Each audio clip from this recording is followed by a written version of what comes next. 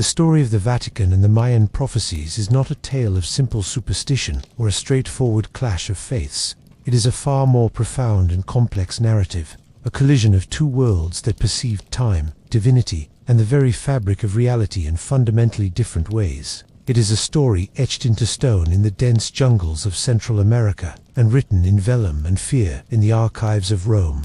To understand why an institution as powerful and enduring as the Vatican might have felt a tremor of apprehension towards the spiritual traditions of a people an ocean away, we must first embark on a journey to understand the depths of both entities. We must grasp the sheer scale of Mayan cosmological thought and the immense, centralized power of the Catholic Church during the Age of Conquest. The Maya were not a single monolithic empire, but a collection of city-states, often rivals bound together by a shared culture, a complex written language, and an astronomical and mathematical knowledge that was in many ways centuries ahead of anything in the Old World. Theirs was a civilization obsessed with cycles. They did not see time as a linear arrow shooting from a point of creation towards an indefinite future, as the Christian worldview often did. For the Maya, time was a vast, intricate, and sacred wheel composed of smaller wheels, each turning within the other. They calculated the cycles of Venus with stunning precision, tracked the solar year more accurately than the Julian calendar used in Europe at the time, and developed a system of mathematics that incorporated the concept of zero, a revolutionary abstract thought. Central to their understanding of these cycles were their calendars. The Maya did not have one calendar, but several, which interlocked like gears in a celestial clock. The sacred Sukan, a 260-day cycle used for ritual and divination, meshed with the Hob, a 365-day solar calendar.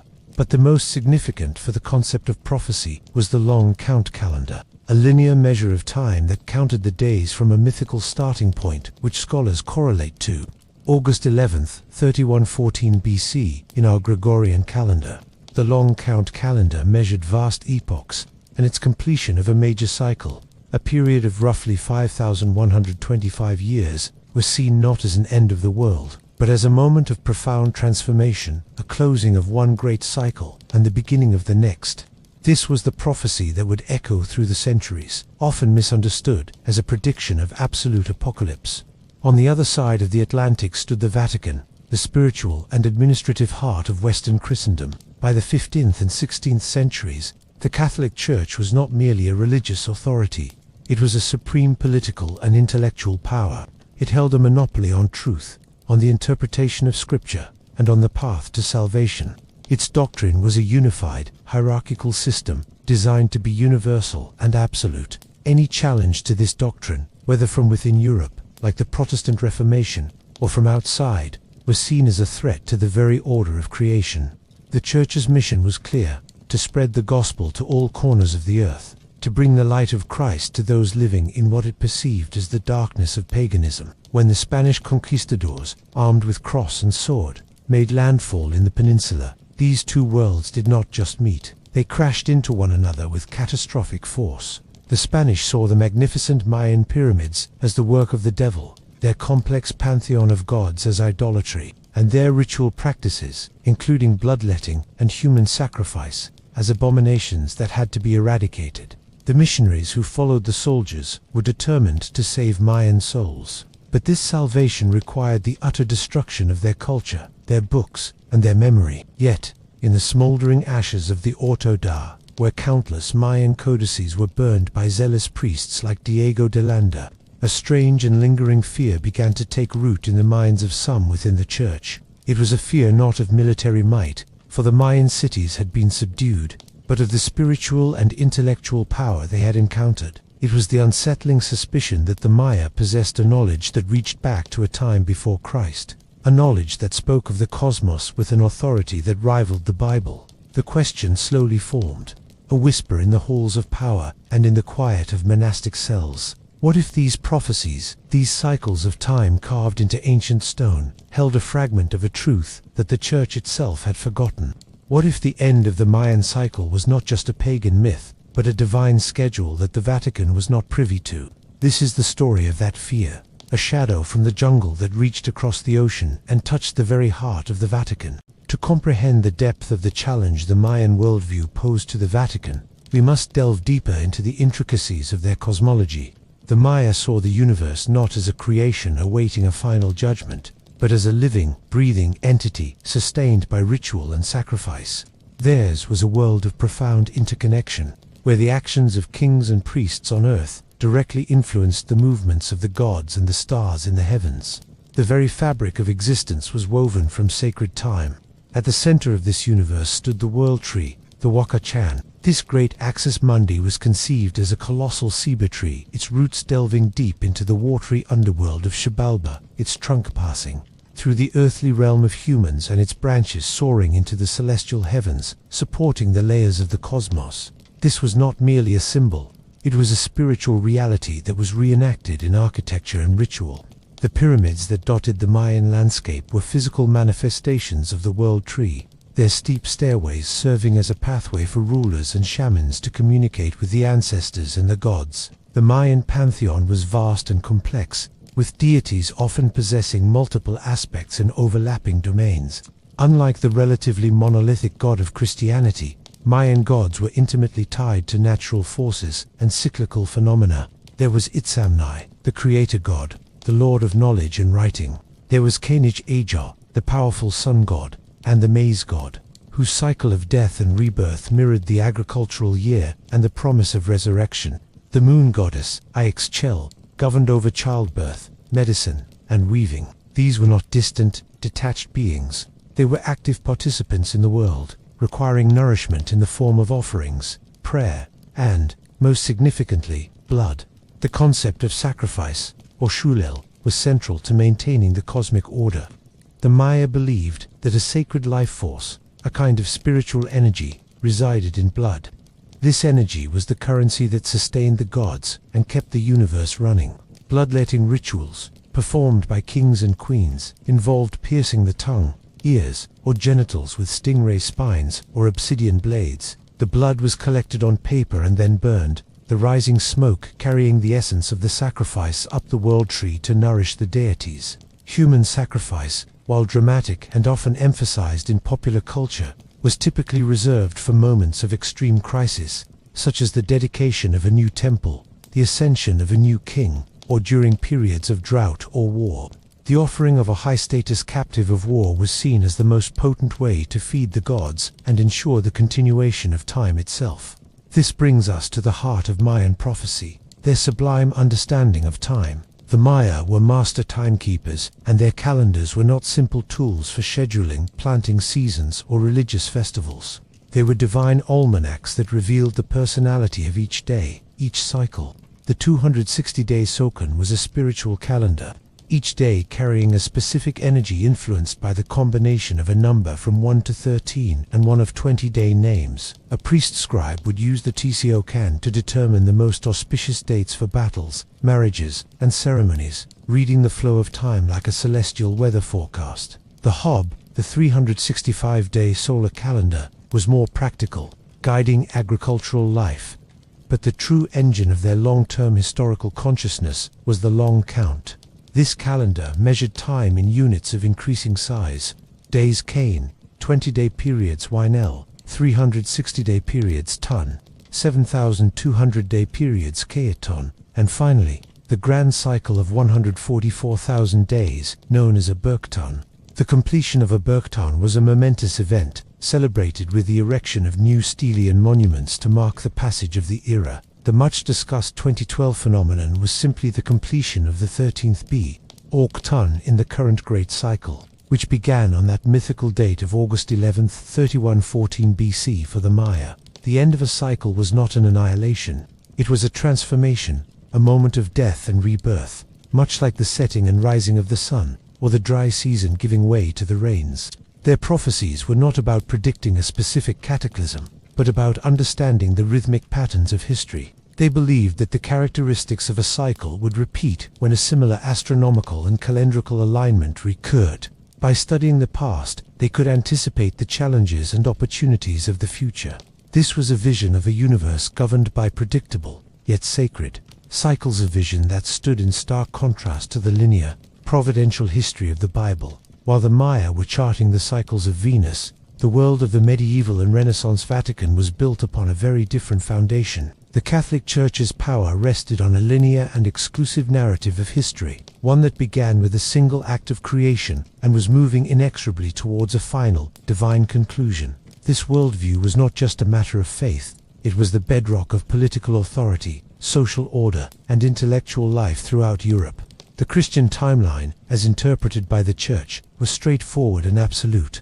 It started with Genesis, the 7 days of creation, and the fall of Adam and Eve. This was followed by the history of the Old Testament, a period of waiting and prophecy, which culminated in the central pivotal event of all human history, the incarnation, crucifixion, and resurrection of Jesus Christ. This event split time in two, creating the eras of before Christ and Anno Domini. Everything that came before was a preparation for this moment. Everything that came after was a consequence of it. The present age was the age of the Church, a period of grace and evangelization, but also a time of struggle against sin and heresy, awaiting the second coming of Christ, the final judgment, and the eternal reign of God. This linear perspective created a sense of urgency and purpose. The Church saw itself as the sole custodian of truth and the only vessel of salvation. Its mission, known as the Great Commission, was to go forth and baptize all nations. Any belief system that existed outside of this narrative was not simply incorrect, it was diabolical. Pagan gods were not seen as cultural expressions of divine forces, but as demons who had tricked humanity into worshipping them. This theological certainty provided the justification for the conquest and conversion of non-Christian peoples. It was not merely a land grab or a quest for gold, though those were powerful motivators. It was a cosmic war for the souls of mankind. The institutional power of the Vatican during the Age of Exploration was immense. It wielded influence over kings and emperors. Its network of monasteries and universities were the centers of learning, and its doctrines shaped every aspect of life, from the laws of the state to the daily routines of the peasantry. The Church maintained its authority through a strict hierarchy and a monopoly on the interpretation of Scripture. Challenges to this authority, such as those posed by Martin Luther, were met with fierce resistance, leading to the Counter-Reformation, a period of internal reform and renewed doctrinal rigidity designed to combat Protestantism. When reports began to filter back to Europe from the New World, they described civilizations of staggering scale and sophistication. This presented a profound theological problem for the Vatican. How did these people, unknown to the Bible and living cut off from the revelation of Christ, fit into the divine plan? Were they descendants of the lost tribes of Israel? Were they a completely separate creation? The existence of the Maya and the Inca challenged the universality of the biblical story. The Church's response, after much debate, was to categorize them as souls lost to Satan, living in a state of nature but devoid of true grace. Their conversion was therefore not just a duty, but a rescue mission from eternal damnation. This mindset is what the Spanish conquistadors and missionaries carried with them as they ventured into the jungle. They were soldiers of Christ, armed with the absolute certainty of their faith. They saw the towering pyramids not as awe-inspiring achievements, but as temples to false idols, rivaling the Tower of Babel in their arrogance. The intricate hieroglyphics were not a sophisticated writing system, but devilish scribbles. The bloodletting rituals were not a sacred duty, but abominable witchcraft. In their eyes, they were not destroying a culture. They were liberating a people from the clutches of the devil. This fundamental clash of perception would set the stage for a campaign of destruction, but also for a deep and lingering unease that would eventually find its way back to Rome. The first contact between the Spanish and the Maya was not a single event, but a gradual and violent process of encroachment that began in the early 16th century. Initial expeditions, like that of Francisco de in 1517, encountered fierce resistance from Mayan warriors along the coast. Of the Spaniards were astonished by what they saw: cities of stone, people wearing cotton clothing, and evidence of a complex society. But astonishment quickly gave the resilience of Mayan knowledge was not solely a matter of secret rituals and oral traditions surviving in remote villages. It also manifested in a more subtle and, for the Spanish authorities, more insidious way, through the very tools of colonization. The Franciscan friars, in their zeal to convert the Maya, needed to understand the native language to preach effectively and to root out persistent idolatry. To do this, they created schools for the sons of Mayan nobility, teaching them Spanish and Latin, but in the process, They also equipped a new generation with the alphabetic script that could be used to transcribe their own history. This led to the creation of remarkable documents known as the Chilam Balam books. These were texts written in the Mayan language, but using the Latin alphabet. Produced in various towns across the peninsula throughout the 17th and 18th centuries, the name Chilam Balam means priest jaguar, a title for a legendary prophet. These books were not pure pre-Columbian documents. They were a complex fusion of Mayan and Spanish worldviews. They contained medical recipes, history, prophecy, and Christian teachings all woven together. Within the pages of the Chilam Balam books, the old cycles of time were preserved. They spoke of the Kayaturns, the roughly 20-year periods that each had its own destiny and governing deity. They recorded the prophecies associated with the return of certain Kayaturns, predicting times of drought, war, or abundance. Most importantly, they kept alive the concept of a great world age ending and a new one beginning. A passage from the Chilam Balam of Chumiel speaks with a haunting, prophetic voice of the Spanish conquest itself, but also of a future transformation. Then the word of God shall come. Then the sun shall be eclipsed. Then the moon shall be eclipsed. Then blood shall come. Then the end of the world shall come, the time of its renewal. For the Maya living under colonial rule, these texts were a way to preserve their identity. For the Spanish priests who became aware of them, they were a source of deep frustration. They represented a failure to fully extinguish the native spirit. The knowledge had not been destroyed. It had simply put on a Christian mask. A friar who thought he was successfully ministering to a devout flock might be entirely unaware that many of his parishioners also consulted the Chilam Balam for guidance, seeing no contradiction in honoring both Jesus Christ and the prophecies of the Kayaton. This syncretism was perhaps the most profound victory of the Mayan worldview. It demonstrated a flexibility and a depth that the rigid, absolute doctrine of the Counter-Reformation Church could not comprehend. The Church demanded a binary choice: accept the one true faith and renounce the old ways completely. The Maya responded with a more inclusive approach, layering the new God onto their ancient pantheon and finding parallels between the sacrifice of Christ and the sacrifice of their own maize god. This was not, in their eyes, heresy. It was an expansion of understanding. Meanwhile, in Europe, the reports that trickled into the Vatican's vast archives created a different kind of syncretism, an intellectual one. A curious cleric or a scholar with access to these documents might piece together a picture that was deeply unsettling. He would read of a people who calculated time with a precision that shamed European calendars. He would learn of their prophecies that seemed to speak of cyclical destructions and renewals of the world. And he would confront the undeniable fact that this civilization had flourished for millennia, completely isolated from the stream of salvation, history as understood by the Church. This created a quiet, simmering anxiety among a small circle of the learned. It was the anxiety of a paradigm under stress. The unified, divinely ordained worldview of the Church, which had comfortably contained all of known history and geography, was suddenly too small. The Americas were a vast new chapter in the book of humanity that the Vatican had not written and did not fully understand.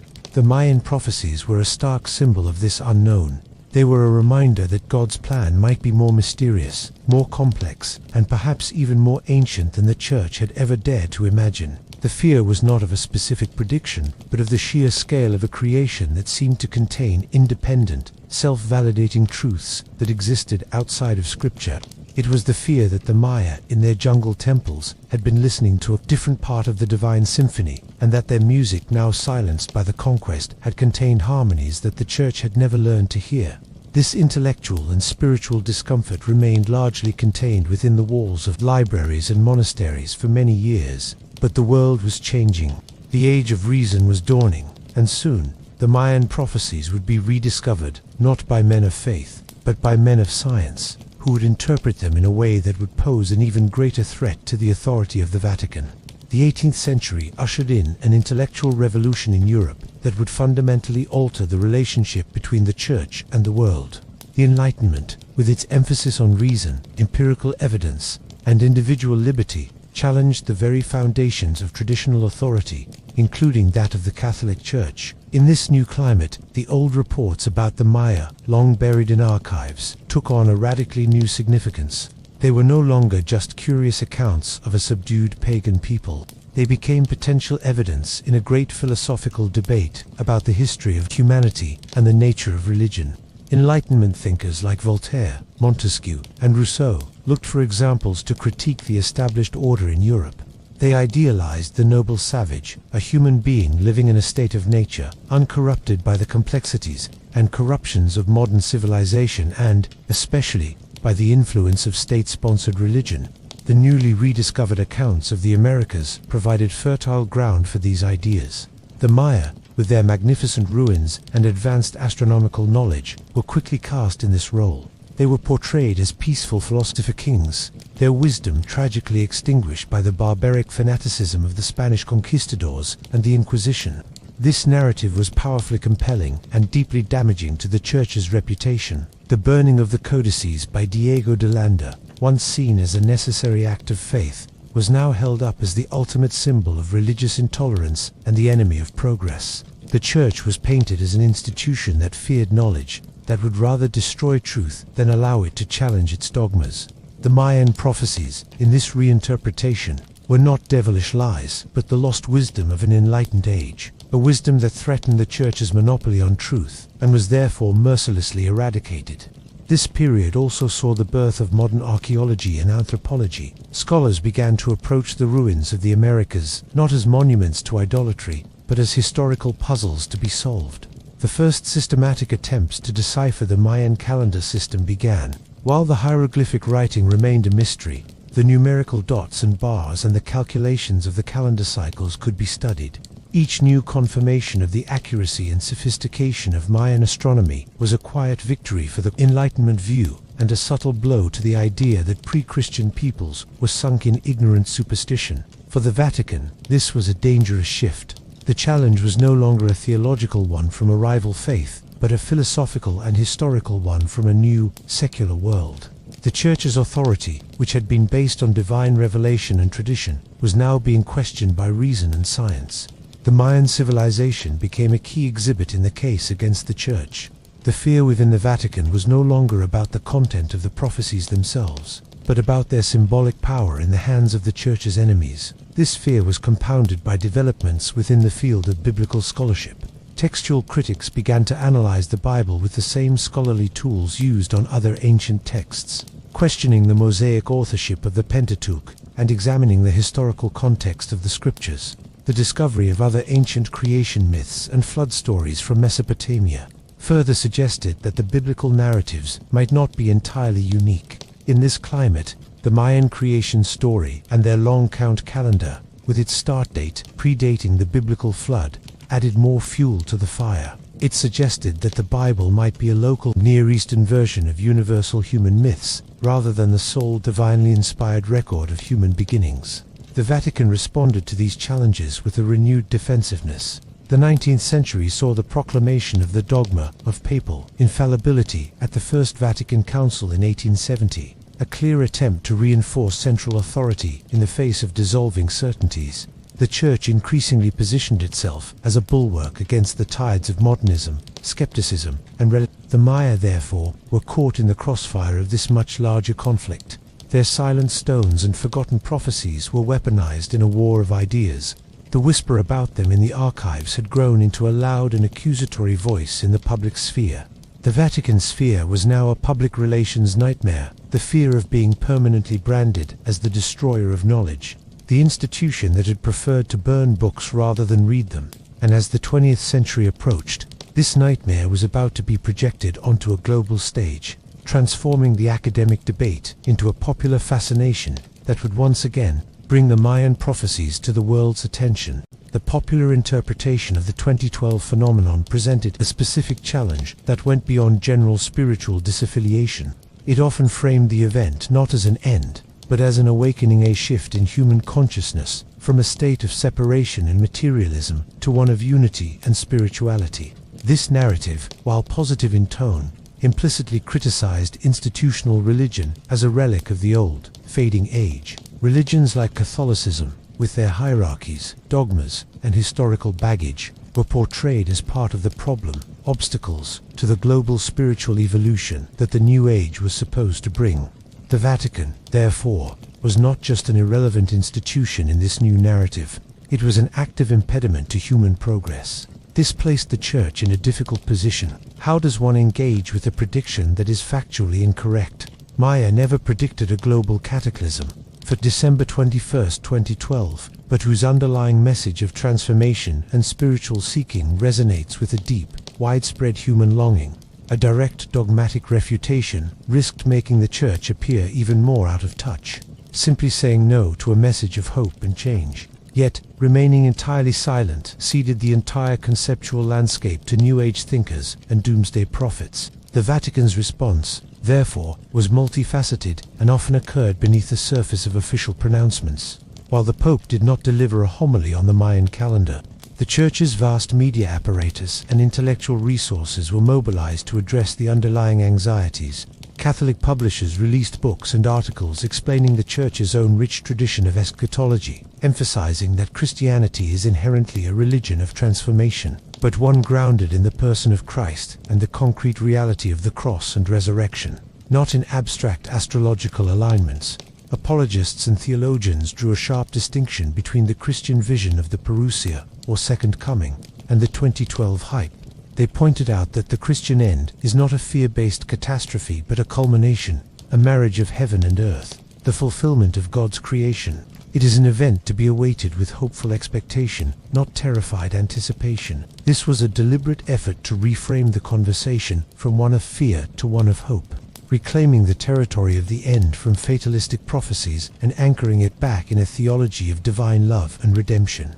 Furthermore, the Church used the occasion to reinforce its long-standing teaching against astrology and divination. The Catechism is clear that all forms of fortune-telling, horoscopes, and attempts to unveil the future through means other than divine revelation are incompatible with the virtue of religion. The 2012 phenomenon, with its reliance on celestial alignments and ancient calendars, was a modern, large-scale example of this same superstitious impulse. The Vatican's silence on the specific date was, in itself, a powerful statement. True faith trusts in God's providence and does not need to seek certainty in the stars or the calculations of a lost civilization. On a pastoral level, priests around the world found themselves addressing the anxieties of their parishioners, especially the young, who were exposed to the 2012 narrative through movies and the internet. The guidance was consistent. Do not be afraid. This is a time to deepen your faith, to perform acts of charity, to go to confession, and to pray. In this way, the Church subtly turned a potential threat into an opportunity for evangelization, urging people to look inward toward spiritual conversion rather than outward to an arbitrary date on a calendar. When December 22, 2012, dawned like any other day, it was, from the Vatican's perspective, a vindication of its steady, reasoned approach. The prophecies had failed. The world had not ended. The Church, which had endured for 2 millennia, had witnessed yet another apocalyptic prediction come and go. But the passing of the date did not entirely resolve the deeper issue.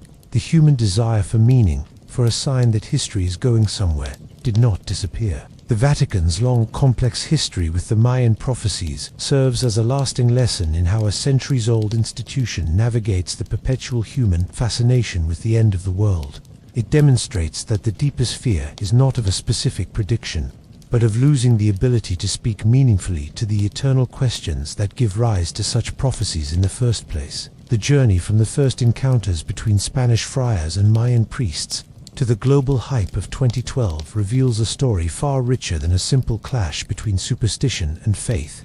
The question of why the Vatican feared the Mayan prophecies unravels into a tapestry of theological shock, intellectual anxiety, and modern cultural conflict. The fear was never a monolithic constant. It was a shape-shifting shadow, changing its form with each passing century. Initially, the fear was visceral and doctrinal. The conquistadors and missionaries encountered a spiritual system of such complexity and power that it could only be interpreted as a rival kingdom, a well-fortified citadel of idolatry that had to be besieged and demolished. The burning of the codices was an act of theological warfare, born from the genuine conviction that the souls of the Maya were at stake. The fear was of an active, potent demonic influence that had to be exorcised from the land. As the colonial era settled in, the fear mutated into a more subtle, intellectual disquiet. For the scholars in Europe, the precise astronomy and deep antiquity of the Mayan calendar presented an anomaly that challenged the comprehensiveness of the biblical timeline. It was the fear of the unknown, of the inconvenient fact that refuses to fit neatly into an established system. This was the fear of a puzzle that hinted at a creation more vast and more mysterious than the Church had previously accounted for. In the modern era, the fear transformed once again, becoming largely symbolic and reputational. The Enlightenment and the rise of secularism recast the Maya as noble victims and the Church as the villainous destroyer of knowledge. The prophecies became a stick to beat the Church with, a narrative of intolerance that damaged its moral authority. The 2012 phenomenon, for all its inaccuracies, represented the ultimate expression of this, a spiritual but not religious movement that implicitly rejected institutional religion in favor of a personalized, eclectic search for meaning. The Vatican's fear was of irrelevance, of being seen as an obstacle to spiritual progress rather than its guide. Through all these phases, the core of the conflict lies in two fundamentally different ways of understanding time and divinity. The Maya saw time as a sacred, cyclical phenomenon, where patterns repeat and the cosmos undergoes perpetual death and rebirth. The Vatican saw time as a linear arrow, moving through a unique, unrepeatable history toward a definitive culmination. One perspective finds meaning in rhythm and return. The other finds meaning in direction and purpose. The enduring echo of the Mayan prophecies is not a warning of a specific apocalypse. It is the persistent reminder that humanity's quest to understand its place in the cosmos has taken countless forms. The Great Pyramids of Thee and the Great Dome of St. Peter's Basilica are both monuments to this profound need. The Vatican's historical apprehension reflects the unsettling realization that its path is not the only one that has been walked, and that its truth, while absolute in its own eyes, is not the only language in which the human spirit has spoken to the divine. The stones of the Mayan cities, now silent but for the wind and the jungle creatures, continue their long, slow conversation with the cycles of the sun and the stars. The Vatican continues its mission, speaking of a hope that transcends cycles. The dialogue between these two worldviews, often silent and sometimes fearful, is itself a testament to the unending, multifaceted human journey to find light in the darkness of time. The true prophecy of the Maya may be simply this, that the search for meaning is as eternal as the cycles they so meticulously recorded. The dawn of December 22, 2012, may have quieted the global frenzy, but it did not end the conversation between the legacy of the Maya and the modern world, including the Catholic Church. The passing of the predicted end date offered a moment of collective reflection. For scholars, it was an opportunity to redouble efforts to correct public misconceptions and to deepen the genuine appreciation of Mayan culture, unburdened by apocalyptic hype. For the Vatican, it was a chance to observe how ancient prophecies, when filtered through the lens of modern media, could capture the global imagination in a way that traditional religious messages often struggled to do. In the years since, a more nuanced relationship has begun to emerge. Within the Catholic Church, particularly in Latin America, there has been a significant shift. The Second Vatican Council's emphasis on dialogue and respect for other cultures has slowly taken root. While the Church maintains its core theological positions, there is a growing movement, especially among indigenous clergy and progressive theologians, to acknowledge the value of pre-Columbian worldviews. This is not an acceptance of their theology, but a recognition that these cultures possessed a profound reverence for creation, a sense of community, and a spiritual insight that can enrich Christian understanding. This approach, often called enculturation, seeks to express the Christian faith through the cultural symbols and languages of a people. In regions with large Mayan populations, one might now see celebrations where the cross is adorned with maize, recognizing the maize god as a symbol of life and resurrection that prefigures Christ. The Mayan concept of reciprocity with nature is being explored as a valuable contribution to the Church, as growing emphasis on ecological stewardship, as articulated in Pope Francis's encyclical Laudato Si. In this context, the Mayan prophecies are not seen as threats, but as poetic expressions of a people's desire for harmony with the cosmos, a desire that Christianity also fulfills in its own way. Meanwhile, archaeological and epigraphic discoveries continue to reshape our understanding. Each new translation of a Mayan stela, each new mapping of a city buried in the jungle, adds another piece to the puzzle. We now know that the Maya recorded the histories of their kings with meticulous detail, including their wars, their rituals, and their alliances. The prophecies of the Cayetans were less about predicting a fixed future and more about understanding the rhythmic patterns of political fortune and natural disaster. This scholarly work demystifies the Maya, presenting them not as mystical soothsayers, but as brilliant historians and scientists of their time. This grounded, academic respectability further disarms the old fears. It is harder to view their calendar as a supernatural oracle when it is understood as a sophisticated tool for managing society and understanding history. The legacy of the Vatican sphere has thus evolved into a legacy of caution and potential reconciliation. The Church has learned, through painful historical experience, that the heavy-handed imposition of faith can have long-lasting cultural consequences. The burning of the codices by Diego de Landa is now widely seen, even within the Church, as a tragic error, an act of destruction that impoverished all of humanity. This acknowledgement, though often unspoken, represents a significant change from the triumphalism of the conquest era. The enduring echo of the Mayan prophecies, then, is not a date on a calendar, but a permanent question mark placed beside any claim to exclusive possession of truth. It is a humbling reminder that God's creation and human understanding of it are vast beyond comprehension. The Maya looked at the stars and saw the mathematics of eternity. The Vatican looks at history and sees the unfolding of a divine promise. These are not necessarily contradictory visions. They may be different facets of the same profound mystery. The jungle continues to guard its secrets, and the Vatican continues its ancient mission. But the silence between them is no longer solely the silence of fear or conquest. It is increasingly becoming a respectful silence, the kind that exists between two great traditions that have, through a long and difficult history, learned to acknowledge each other's depth. The story is not one of simple fear, but of a slow and painful journey toward a more complex wisdom. The Mayan prophecies did not end the world, but they did help to end a certain simplistic view of it, forcing an encounter between two powerful visions of time and meaning that continues to resonate into the future. To view the relationship between the Mayan prophecies and the Vatican solely through the lens of history and scholarship is to miss the most vital part of the story.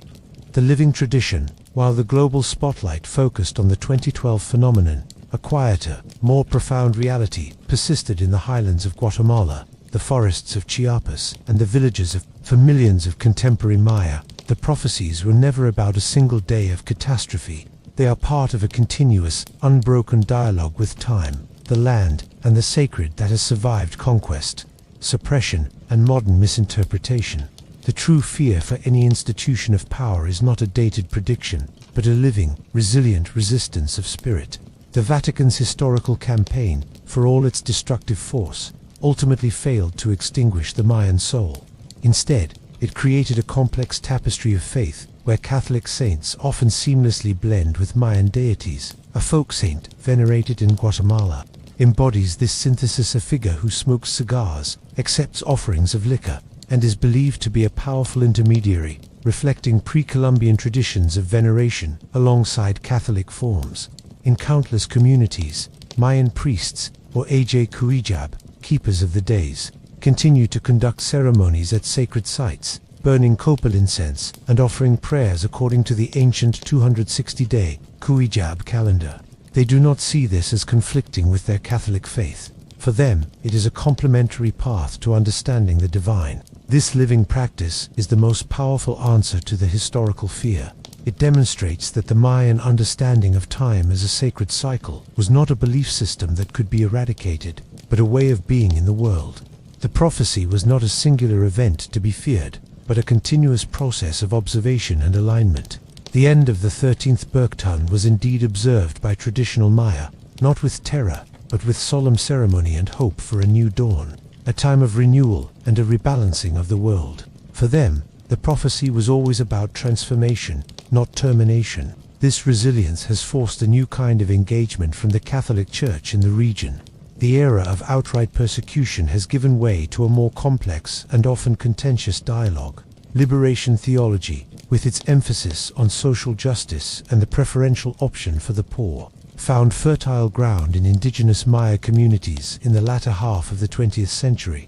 This created alliances between progressive clergy and Maya leaders in struggles for land rights and cultural recognition.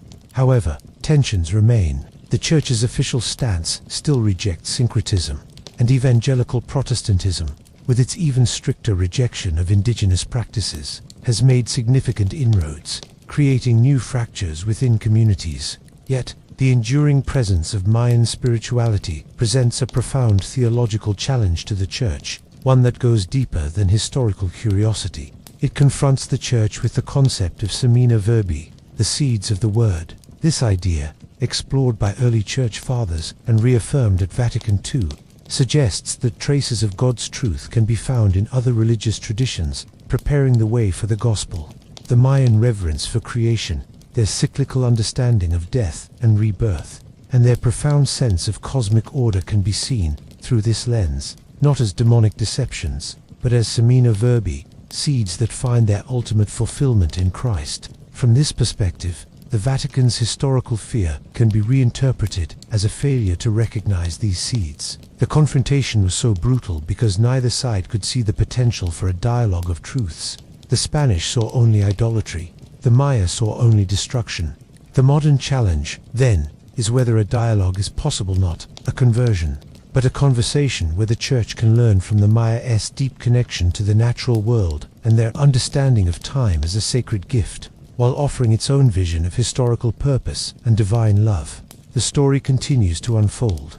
The Maya continued to count the days, observing the stars and reading the signs in the world around them. The Vatican continues to navigate a pluralistic world where its voice is one among many. The prophecy that truly matters is not one that predicted an end in 2012, but the ongoing prophecy of cultural survival. It is the prophecy that a wisdom rooted in the earth and the sky can withstand the onslaught of empires and the distortions of popular culture. The echo of the Mayan prophecies, therefore, is the sound of this enduring spirit, a quiet, persistent hum beneath the noise of history, reminding us that time is a circle, not a line, and that every ending is also a beginning. The dialogue between the pyramid and the cathedral is not over. It has simply entered a new cycle. The 20th and 21st centuries witnessed a revolution that would further transform the relationship between the Mayan legacy and the outside world. The dramatic acceleration of archaeological discovery and the eventual decipherment of the Mayan script. This scientific journey, unfolding largely in secular academic circles, created a new body of knowledge so compelling that it inevitably influenced perspectives within the Vatican itself, forcing a more sophisticated engagement with the pre-Columbian past. For centuries, the Maya had been known primarily through the biased accounts of the conquistadors and the fragmented records of colonial priests. The great ruins were silent, their stories locked in glyphs that no living person could read. This void was filled with speculation, romanticism, and fear.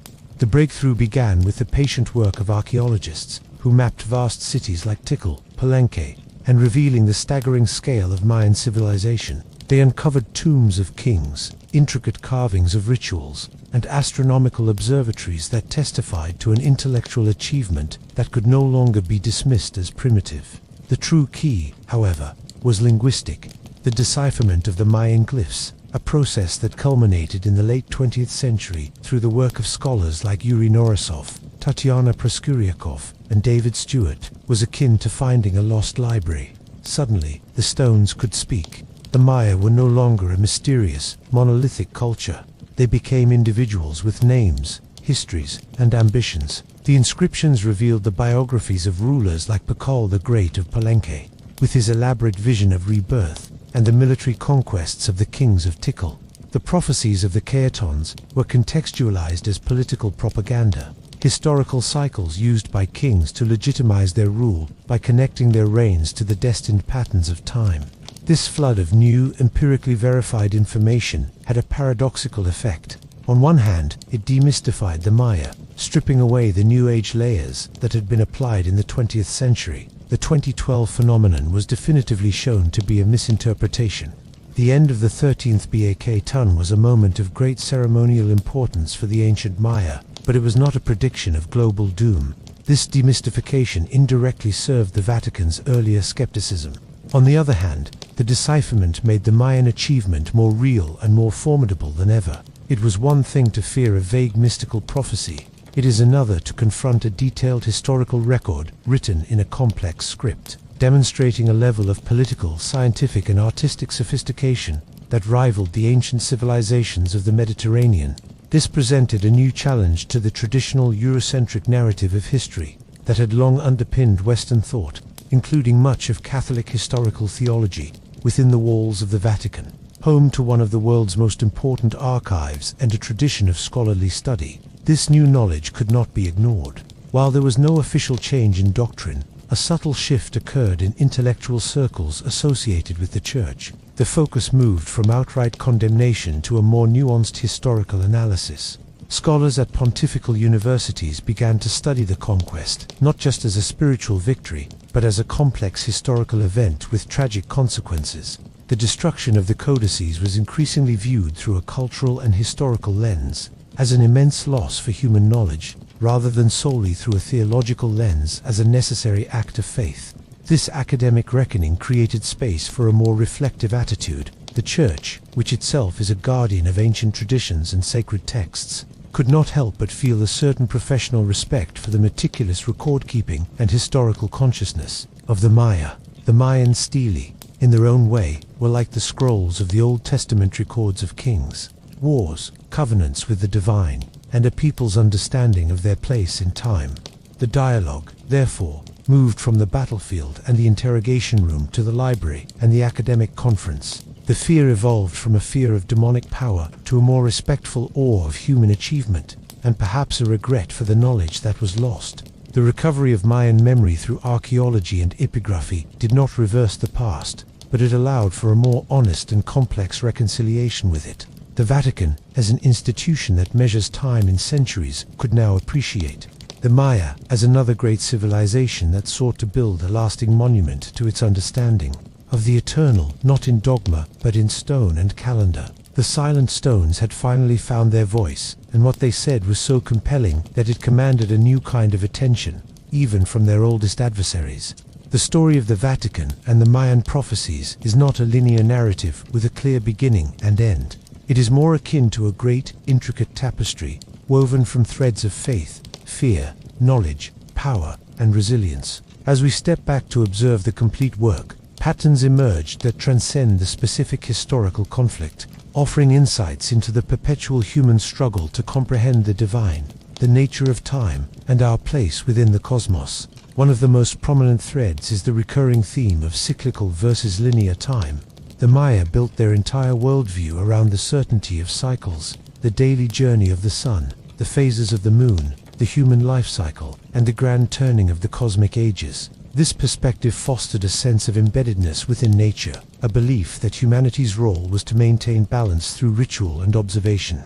The Catholic Church, in contrast, presented a linear, providential history, a story with a definitive starting point, a central, transformative event in the crucifixion, and a final, purposeful destination. This view for you life, a sense of direction and ultimate meaning, but also a urgency for salvation. The clash was not merely theological, it was a fundamental disagreement about the very architecture of reality. This leads to a second thread, the nature of prophecy itself. For the Maya, prophecy was not fortune-telling in the simplistic sense. It was a sophisticated form of historical analysis. By studying the past events associated with specific calendar cycles, they believed they could understand the character of times to come. It was a way of navigating the future based on the rhythmic patterns of the past. Christian prophecy, particularly the apocalyptic visions of Daniel and Revelation, was of a different order. It was a divine revelation of a final breaking in of God into history, a definitive end to the current order and the establishment of a new heaven and a new earth. The Vatican's fear, then, was not just of a rival prediction, but of a rival way of knowing the future one based on observable, mathematical cycles rather than on divine revelation. A third thread is the relationship between power and knowledge.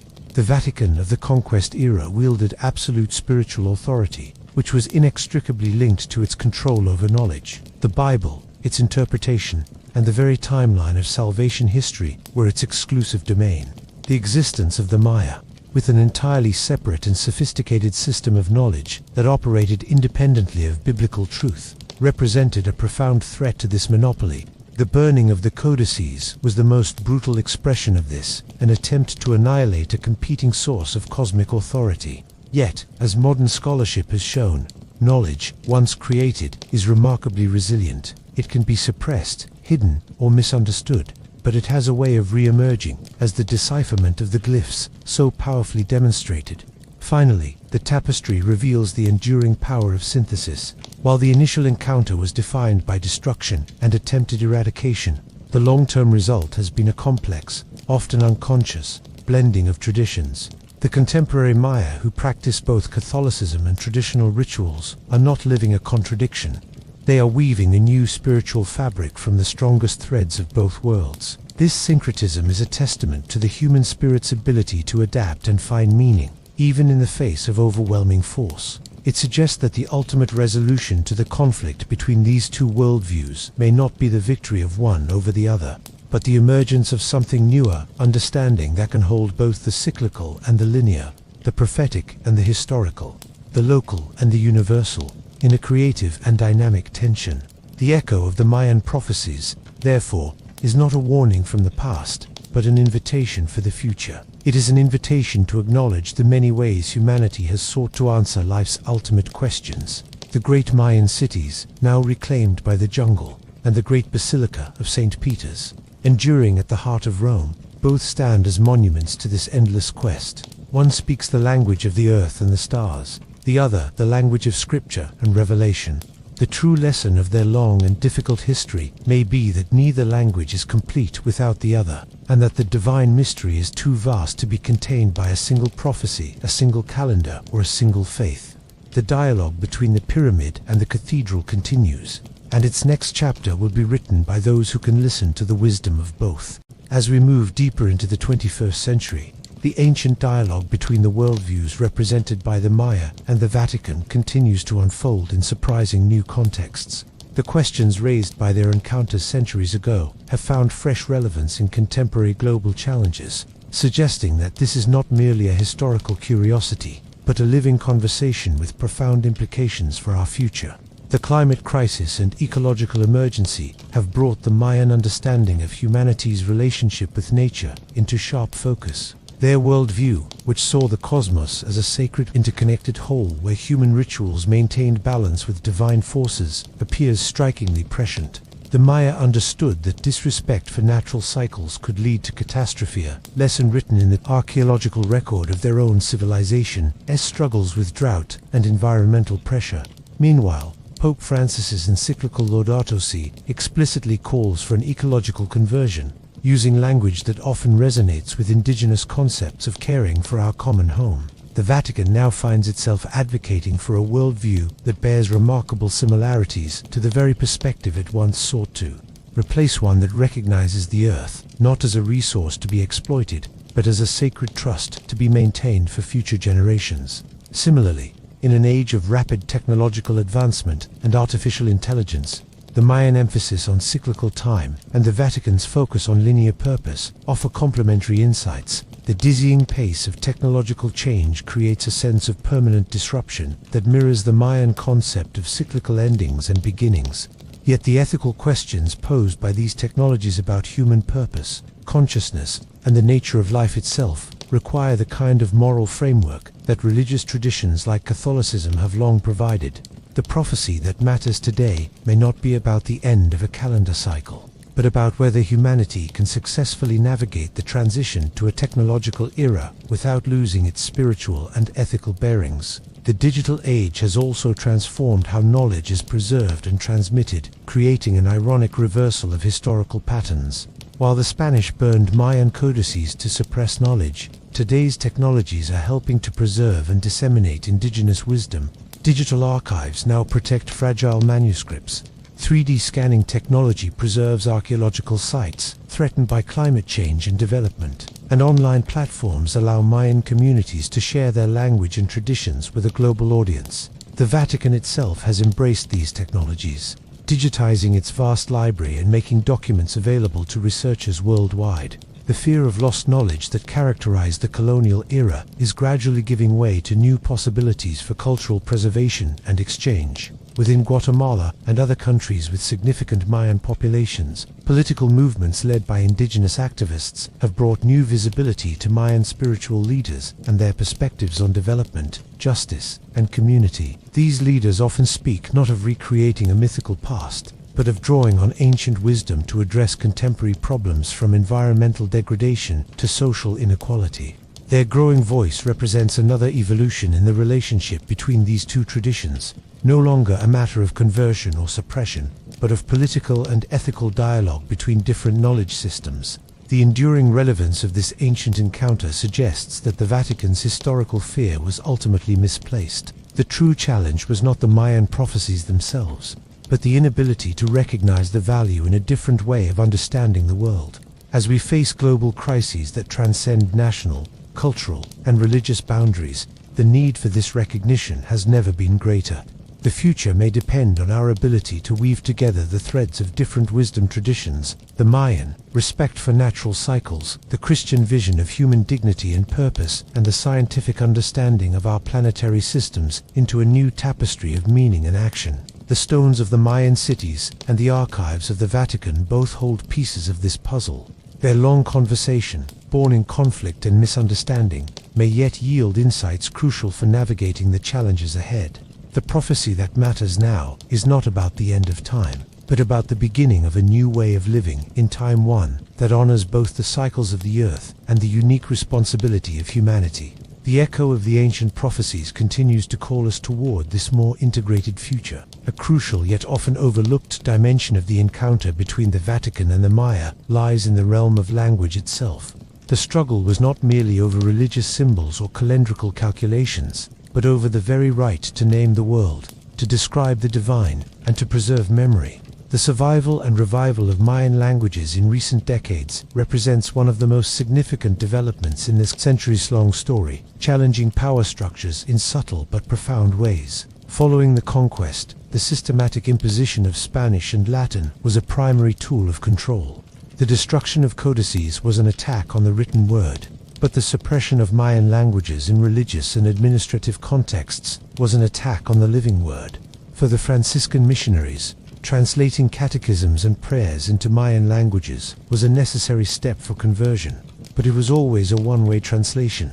The goal was to convey Catholic truth into Mayan vessels, not to understand the theological concepts already embedded within those languages. Words for sacred concepts like divinity, soul, or sacrifice were forced into a Catholic framework, often flattening the complex, nuanced meanings they held in the Mayan worldview.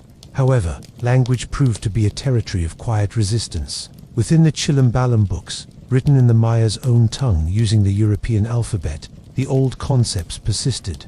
The rhythms of the language, its poetic structures, and the deep cultural meanings attached to certain words carried a worldview that survived the surface-level Christianization of the text. The language itself became a sanctuary for memory. In the late 20th and early 21st centuries, this linguistic resistance has blossomed into a full-fledged renaissance.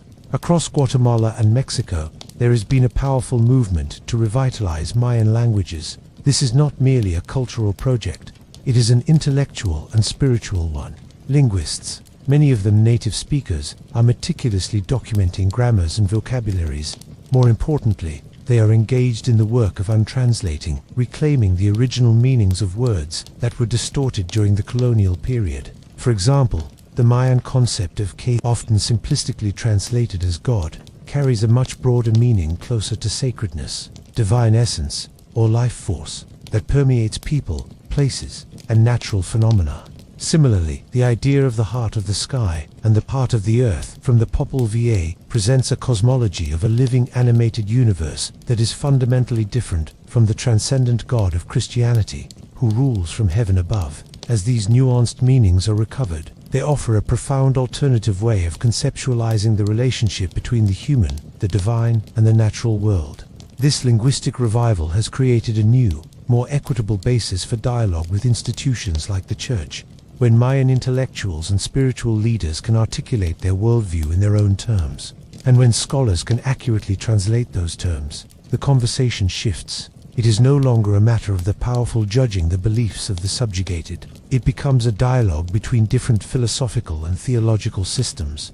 Within some progressive circles of the Catholic Church in Latin America, there is a growing appreciation for this. Theologians engaged in enculturation now speak of the importance of learning from the theological wealth contained in indigenous languages. They recognize that these languages can offer new metaphors and concepts that might enrich Christian theology, particularly in areas like ecology and community. The fear of the pagan meaning is gradually being replaced by a respectful curiosity about a different way of knowing. Thus, the living word of the Mayan languages is perhaps the most potent and enduring prophecy of all. It is a prophecy that a culture cannot be entirely silenced, that its voice will find a way to speak again. The Vatican's historical fear was, at its root, a fear of this voice, a fear of a truth it could not control, expressed in a tongue it could not fully comprehend. Today, as that voice grows stronger and clearer, the challenge is no longer one of suppression, but of listening. The future of the relationship may depend on whether the heirs of the conquistadors and the missionaries can learn to hear the wisdom in the language of the ancestors, not as a threat, but as a gift and a guide for a world in crisis. The dialogue has moved from the battlefield to the dictionary, and in the precise meanings of words, a new understanding is being slowly, carefully built. We have journeyed from the first, violent encounters on the shores of the digital age, where ancient glyphs are scanned and shared across the globe. We have seen fear manifest as theological terror, intellectual anxiety, and modern reputational concern. But as our exploration concludes, we must ask, can we move beyond the framework of fear altogether? The most compelling end to this story may not be a final verdict, but a vision of reconciliation and a recognition of a shared human quest that transcends both the pyramid and the cathedral. The image of the Mayan world tree, the Huacachan, offers a powerful symbolic alternative. It is a model of connection, not conquest. Its roots in the underworld, its trunk in the middle world, and its branches in the heavens represent a cosmos where all realms are interwoven. This is not a vision that need conflict with the Christian understanding of a creator God. Instead, it can be seen as a beautiful, intricate map of that creation, a reminder that the divine is immanent in the world, present in the cycles of nature and the turning of the stars, as well as transcendent beyond it. The Catholic mystic might find a resonance here with their own traditions of seeing God in all things. Perhaps the true prophecy of the Maya was not about a specific end date, but about the inevitable return of balance. Their cosmology teaches that when one element grows to dominant, the natural cycles will eventually correct the imbalance. In this light, the entire history of the conquest and its aftermath can be seen as a profound imbalance, an imposition of one worldview with such force that it nearly shattered another. The cultural revival of the Maya, the scholarly decipherment of their language, and the growing respect for their ecological wisdom can be interpreted as the slow, painful, but persistent return of balance. It is the cosmos writing itself through the resilience of human spirit and the pursuit of truth. For the Vatican, this perspective offers a path out of the shadow of historical guilt and into a role of collaborative stewardship. The Church's global reach and moral voice, combined with the Maya's deep, time-tested wisdom about living in harmony with the earth, could form a powerful alliance for addressing the existential challenges of our time. This would require a humility born of historical reflection, an acknowledgement that the Spirit of God has been at work in all cultures, long before the arrival of missionaries. The story of the Vatican and the Mayan Prophecies then ultimately ceases to be a bilateral conflict and becomes a single, human story. It is the story of our species gazing at the night sky and trying to read our destiny in the stars. It is the story of our search for meaning in the face of time's passage. The Maya built stone calendars to map the cycles of Venus.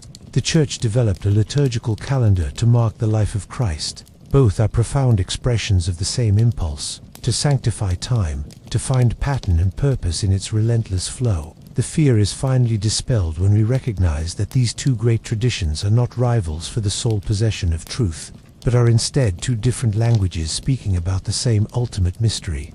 The language of cyclical time and the language of linear history are both necessary to describe the full complexity of existence. We live in the linear narrative of our own lives, moving from birth to death, making irreversible choices. Yet, we also live within the cycles of days and seasons, of generations being born and passing away, of civilizations rising and falling, only to have their wisdom rediscovered by their heirs. The echo of the Mayan prophecies does not fade away. it merges with the chorus of human seeking that includes the chants of monks, the prayers of priests, and the equations of scientists. It reminds us that no one culture holds a monopoly on wisdom. The jungle, which patiently reclaimed the stone cities, teaches us that all human empires are temporary, but the ideas, the questions, and the yearning for the divine that those cities represented, these are enduring. The long conversation between the Vatican and the Maya, born in violence and misunderstanding, now invites us to a cosmic embrace. It invites us to imagine a future where different ways of knowing are not feared but welcomed, where the wisdom of the ancestors is heard as a guiding voice for the future, and where the search for meaning becomes a shared journey under the same stars that the Mayan priests and Christian monks alike looked to for signs of the sacred. The prophecy for our time is the hope that we can learn this lesson before our own cycle demands a correction. The story ends not with an answer, but with an invitation to continue the dialogue, with greater wisdom and with a heart open to the vast, mysterious, and ultimately unified truth of our world. As our narrative finds its close, we arrive at a place of quiet contemplation. The journey through centuries of conflict, misunderstanding, fear, and gradual awakening brings us to a simple, profound realization. The encounter between the Vatican and the Maya is a microcosm of the human condition itself. It reflects our deepest struggles with the unknown, our yearning for transcendence, and our enduring capacity for both destruction and renewal. The Maya understood that endings are always beginnings. The completion of the 13th BAK ton was not an apocalyptic termination, but a turning of the great wheel, a moment of transformation where one age gives way to the next. In a metaphorical sense, the age of conquest and fear has reached its completion. The old cycle, defined by the violent imposition of one truth upon another, has exhausted itself. A new cycle is emerging, one characterized by dialogue, rediscovery, and the slow, patient work of reconciliation. This new cycle does not require either side to abandon its core identity. The Catholic Church need not renounce its faith in Christ as the Logos, the Word through whom all things were made. The Maya need not surrender their sacred calendars or their profound connection to the natural world. The challenge, rather, is to recognize that these paths, though different, may converge on the same ultimate mystery. The divine reality is so vast that it can be approached through the linear narrative of salvation history and through the sacred cycles of cosmic time. These are not contradictory truths, but complementary perspectives, like two eyes providing depth to our vision of the sacred. The true legacy of this long history is not a verdict of guilt or innocence, but a lesson in humility. It teaches the Church that God's revelation is not confined to a single tradition or scripture. The seeds of the Word are scattered throughout creation, waiting to be recognized in the wisdom of other cultures. It teaches the modern world that ancient civilizations like the Maya were not primitive mystics, but sophisticated philosophers and scientists whose insights into time, astronomy, and ecology are desperately needed in our current planetary crisis. And it teaches all of us that knowledge, when coupled with empathy, can be a force for healing, while knowledge wielded with arrogance leads only to destruction. As you drift towards sleep, let the echoes of this story settle in your mind. Imagine the ceiba tree, the Mayan world tree, its roots deep in the earth of tradition, its branches reaching for the heavens of aspiration.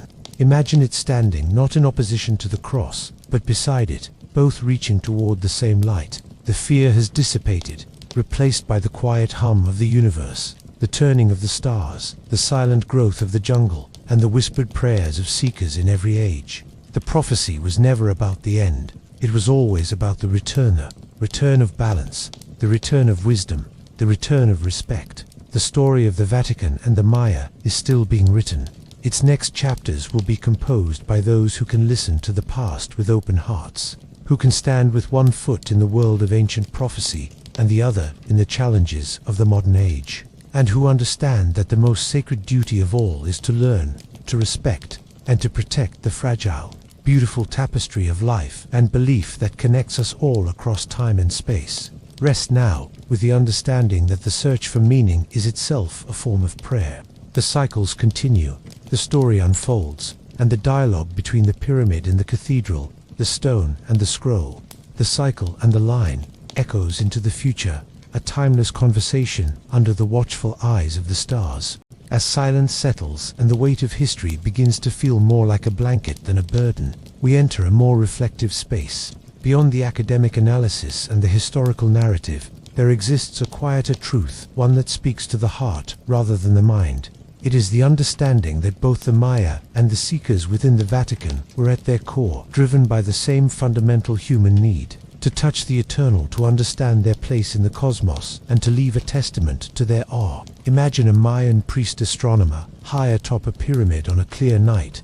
The velvet sky is ablaze with stars, the Milky Way a shimmering river of light. He tracks the steady journey of the planets, records the phases of the moon, and feels the immense, turning gears of the cosmos. For him, this is not cold calculation. It is a sacred conversation. Each celestial event is a word spoken by the gods, and the calendar is his grammar, allowing him to understand their language. His prophecy is an act of deep listening, a faithful recording of the story the universe is telling. Now, picture a Benedictine monk in a medieval scriptorium, far across the ocean. The only light comes from a single candle. He bends over a vellum manuscript, meticulously illuminating a letter. He is copying the Book of Psalms, words that speak of the heavens declaring the glory of God. For him, the cosmos is also a text, a divine creation pointing back to its creator. His life of prayer and chant is his way of aligning himself with the sacred logic of that creation, a different kind of calendar marking the hours of the divine office. Both men are looking at the same sky, though through different cultural lenses. Both are using the best tools of their intellect and spirit to decipher its meaning.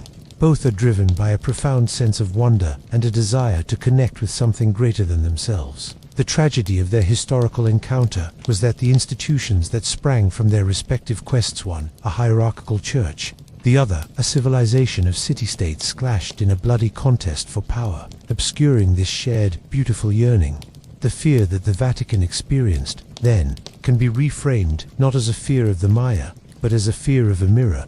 In the sophisticated cosmology of the Maya, the Church saw a reflection of its own search for order and meaning, but one that was disconcertingly alien. This reflection challenged the uniqueness of its own revelation. It was as if the Church, believing it, held the one and only map to God, suddenly discovered another civilization had been drawing its own detailed maps for millennia, using different landmarks but arriving at a similarly majestic landscape.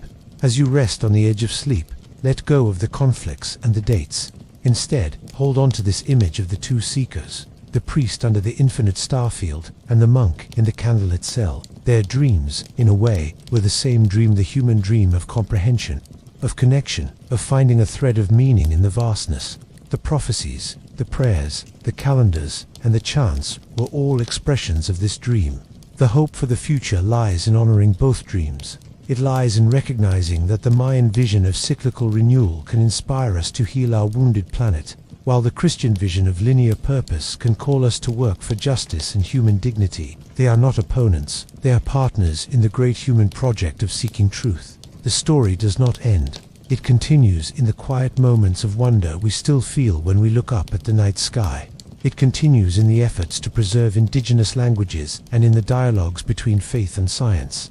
The ancestors, both Mayan and Christian, have passed their dreams down to us. Our task is not to choose one dream over the other, but to weave them together into a new, more compassionate and inclusive vision for the world we all share. So rest. Let the cycles of your breath mirror the great cycles of time, and may your dreams be touched by the starlight that guided both the priest and the monk, reminding you that the quest for the sacred is the most enduring prophecy of all.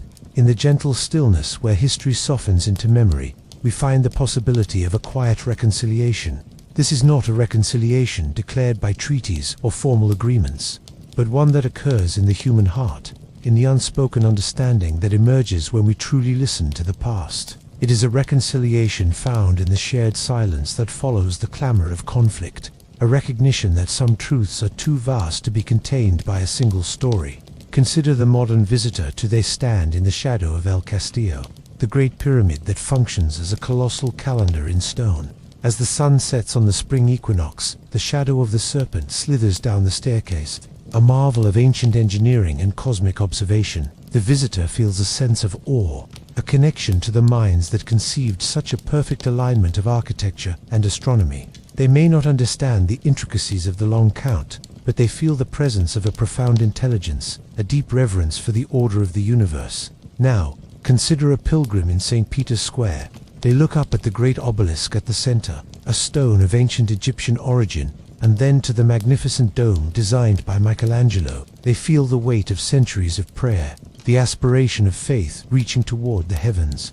They are surrounded by art and architecture that also seeks to embody divine order, to make the eternal tangible in stone and paint. Though separated by an ocean and centuries, the experiences of these two individuals are linked by a common thread, the human spirit as attempt to build bridges between the earthly and the divine. The pyramid and the basilica are both such bridges. The fear that once flowed between these worlds begins to dissolve when we see them not as fortresses defending competing truths, but as monuments to a universal longing. This quiet reconciliation is happening in small, meaningful ways across the world. It is present in the Guatemalan village, where the Catholic priest and the Mayan spiritual guide meet to discuss how to help their community face drought. They may not agree on theology, but they agree on the sacredness of water and the need for collective action. It is present in the scholar, perhaps even a Jesuit priest, who studies Mayan glyphs with the same respectful rigor he applies to biblical texts, seeing both as precious cultural and spiritual treasures. The prophecy that truly matters now is not carved in stone or written in a codex. It is written in the choices we make today. It is the prophecy of choosing understanding over fear, of choosing collaboration over domination, of choosing to see the image of the sacred in the face of the other. The Mayan calendar did not end, it turned. The Christian story did not conclude, it continues its journey through history. We are living in the new cycle that both traditions, in their own ways, anticipate, a cycle where the great challenge is not to prove whose truth is greater, but to learn how to live together in a world of many truths. As sleep draws near, let the conflicts of the past recede. Imagine the stars above the jungle and the stars above Rome, the same silent witnesses to centuries of human aspiration. There is no fear in their light, only a calm, constant presence. The journey of the Vatican and the Maya, from collision to conversation, offers a hope that is deeply needed in our fractured world. The hope that after the long night of misunderstanding, a dawn of mutual respect can break. The story is handed to you now. Carry it lightly. Carry it with the knowledge that the quest for meaning is a sacred journey we all share. And in your dreams may you find a world where the wisdom of the ancients and the hopes of the present meet under a sky large enough for all beliefs, a sky where the only prophecy is the enduring promise of a new day. Rest now. The narrative is complete, but the meaning continues to unfold, quietly, endlessly, like the turning of the stars. In the deepest hours of the night, when the world is hushed and the mind opens to more subtle understandings, we arrive at the final, enduring truth of this long story. Beyond the politics, beyond the theology, beyond the clash of empires and the burning of books, there exists an unbroken thread, a legacy of resilience that whispers not of endings, but of perpetual renewal. This thread connects the modern Maya child learning ancient words from their grandmother to the Vatican archivist digitally preserving fragile manuscripts for future generations. It is the thread of memory, the stubborn, beautiful human insistence that what is precious must not be lost. The great fear that drove the conquest, the fear of a rival truth, has been transformed by time. We now live in an era that understands the richness of human culture depends on diversity, not uniformity. The preservation of Mayan languages, traditions, and astronomical knowledge is no longer seen as a threat to other systems of belief, but as a vital contribution to the global human heritage. In a parallel evolution, the Vatican, through its archives and museums, has become one of the world's great guardians of history, preserving artifacts from countless cultures, including those it once sought to replace. The impulse to preserve has, in a profound historical irony, become common ground. This shared role as custodians of memory points toward a future of collaboration. Imagine joint initiatives where Vatican scholars and Mayan elders work together to study the few surviving codices, combining cutting-edge technology with deep cultural understanding to unlock their remaining secrets. Envisioned ecological projects in Central America, where the Church's global resources support Mayan-led efforts to protect sacred forests and water sources, applying ancestral wisdom to contemporary crises. The dialogue has moved from a debate about the end of the world to a partnership in preserving it. The most important prophecy for the future, then, may be one of partnership. The challenges we face, climate change, inequality, a crisis of meaning, are too vast for any single worldview to solve. We need the Mayas' profound understanding of cyclical balance and the Earth's limits. We need the Vatican's global moral framework and its commitment to human dignity. We need the scientist's data and the artist's vision. The lesson of the long and painful encounter between Europe and the Maya is that no single culture holds all the answers. Our survival and flourishing may depend on our ability to weave together these different strands of wisdom into a stronger rope, one that can pull us back from the brink. As you drift into sleep, carry with you this vision of a tapestry still being woven. The threads of Mayan gold and Vatican scarlet, once pulled taut against each other, are now being intertwined with threads of many other colors: scientific blue, ecological green, the vibrant hues of countless other cultures. The pattern is not yet complete. It is a work in progress, and we are all weavers. The story of the Vatican and the Maya does not end with this telling. It continues in the choices we make to respect difference, to seek common ground, and to honor the fragile, precious knowledge that has been passed down through the ages, often against great odds. The true prophecy is that the human spirit, with its capacity for both great error and great redemption, will continue to seek light. The stars that the Mayan priest observed and the God to whom the monk prayed are perhaps different names for the same hope. Rest now. Let the cycles of history and the linear hope for a better future lull you into peace. The journey is over, but the work of building a wiser, more compassionate world is the eternal task we all share. And in that task, the echoes of the past become guiding voices for the future. And so we come to the gentle close of our long journey, not with a final pronouncement, but with a soft exhale, a settling of spirit. The tensions and fears that have animated this history have, over these hours, been examined, understood, and allowed to soften. What remains, as the final notes of our story fade into silence, is a profound and comforting sense of harmony, not a perfect unison, but a rich, complex chord made up of many different tones. The Maya heard the music of the universe in the precise, mathematical movements of the stars. They built their civilization as an instrument to resonate with this cosmic symphony. Their calendars and rituals, a way of tuning their world to the frequency of the heavens. The Vatican, in its great cathedrals and chants, also sought to create harmony of faith, a symphony of praise directed toward the divine conductor of all creation. Both were listening to the same vast, mysterious music. The conflict arose from the belief that only one interpretation of the score could be correct. We now understand that the cosmos is vast enough for many melodies to coexist. The cyclical rhythm of the Mayan calendar and the linear narrative of Christian history can be heard as different movements within the same great work. The fear that one must cancel out the other is like believing a symphony can have only one instrument. The beauty lies in the combination, in the way different themes weave around each other, creating something more complex and beautiful than any single part could achieve alone. As you surrender to sleep, let your breathing become slow and deep. With each inhale, draw in the wisdom of the ancestors, the patience of the stone carvers, the devotion of the scribes, the awe of the stargazers. With each exhale, release the remnants of old fears and divisions. Imagine your awareness expanding, not to analyze or judge, but simply to appreciate the incredible tapestry of human belief. See the great wheel of the Mayan calendar turning slowly, peacefully, its gears meshing not in conflict, but in perfect order with the forward march of history. There is no more struggle, only the quiet, majestic turning of time itself, respected in all its expressions. The prophecy of doom has been transformed into a promise of continuity. The end of an age is always the beginning of another, and each new cycle carries forward the best of what has come before.